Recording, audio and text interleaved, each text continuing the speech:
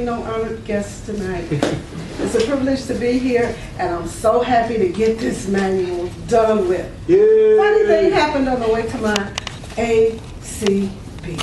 I thought I had done it. I thought I had completed all my speeches, and I discovered I needed one more.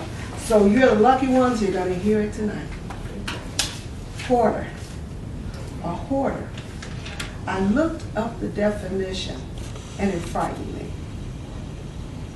Frightened me for two reasons. The first reason was because a hoarder has a psychological problem. I've got a mental disorder. That frightened me. Secondly, the second thing that frightened me was when I read the symptomology, I knew indeed I was a hoarder. Now this is supposed to be a humorous speech, and I hope you will find some humor in it. But the more I looked and researched the topic, the sadder I got, because I do have a mental disorder. Hoarding, where did this start? I don't know. I think my mother told me that when I was 2, the apartment we lived in, I had somehow found a way under the plaster and created a little bank, if you will, vault. Whenever I got money, I would take that money and put it in that hole in the wall. I was 2. So I had been a saver from early times.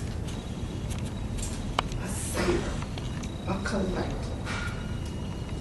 You know the progression. Now I am a hoarder. It's true.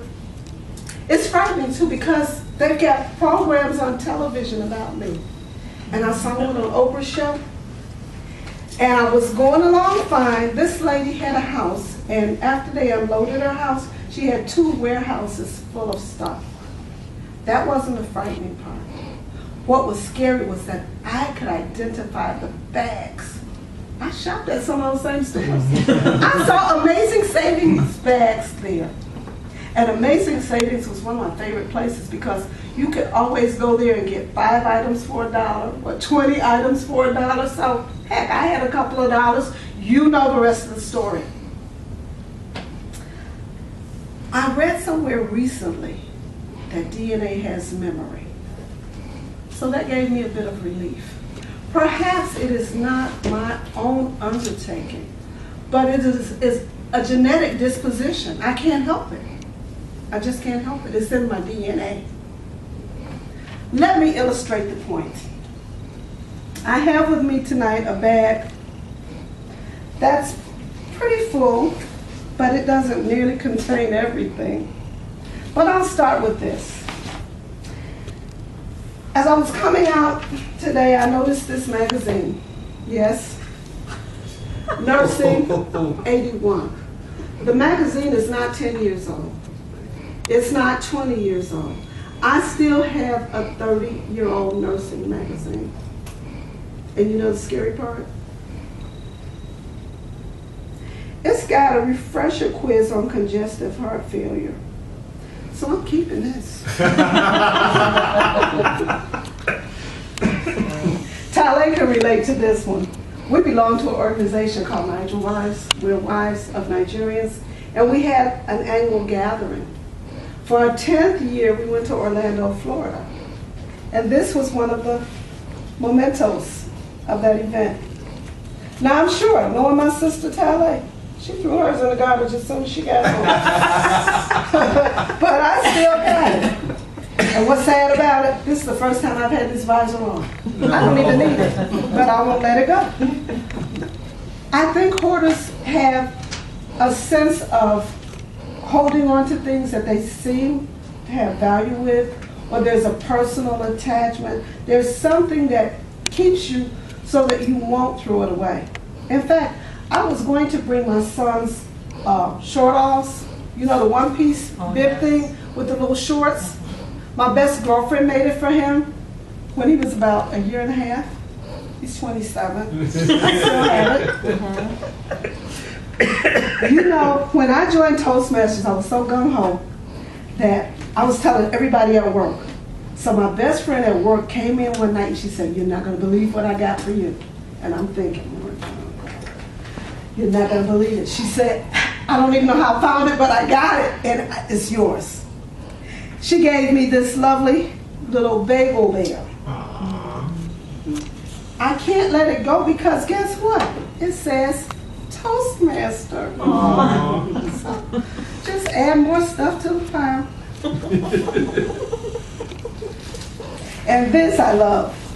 I got this because our First Lady was on it. As you can see, I've never opened it. And on the back of Better Homes and Gardens, 10 great clutter solutions. I've got 10,000 magazines telling me how to get rid of clutter. Guess what? They just added to the clutter. I've got a picture here of a man holding a saxophone. Does anybody know who this is? Deshaun. Neither do I. Why do I have this picture? It was a picture in my mother's album. Oh, wow. And because of that emotional attachment, I'm going to hold on to the strange man's photograph, I guess until my children are smart enough to get rid of it. This is a beautiful bag. And as you can see, the tag is still on it. I bought this bag because I liked it. It's for my netbook, which my son now has. But I wanted it in pink. When I went to Target, it was $29.99. I've never paid $29.99 for anything. So I waited for the bag to come down. And I saw it at another Target store for $14. So I said, well, that's half price. So I got it. But it was black. And I really wanted the pink one. So then I said, I know what Target store to go to. Well, yeah, I was right on Target. I got there and they had a pink and a black for $7.48. But remember, I had bought the black one already, so I didn't need a pink and a black, but I wanted that bag, so I got it. This one had nothing to do with me. Somebody came by the house, and one of my children brought this in. I couldn't let go of it. It's the 10 Commandments, lovely laminated. Isn't that wonderful? Yes. Okay. So I kept it. Although I'm not a Christian, but I believe what it says.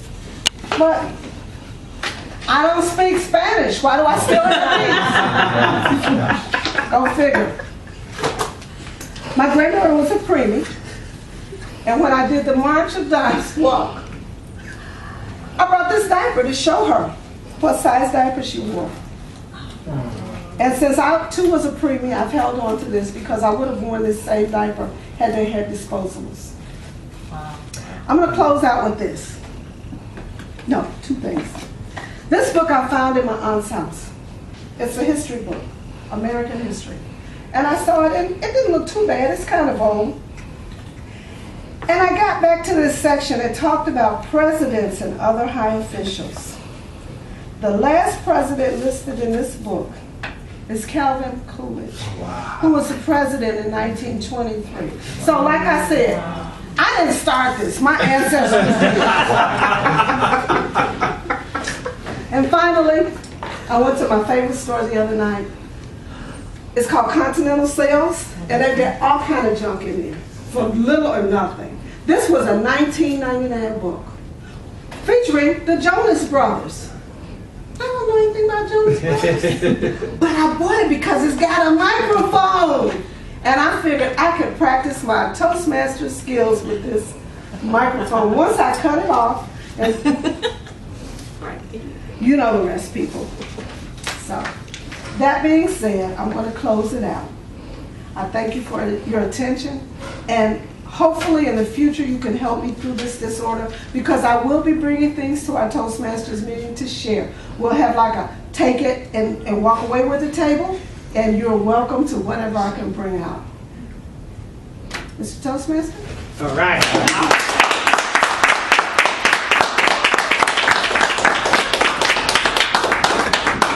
That was easy. Yeah. That was easy. What a trenchant speech. Do I get to hear here? All right.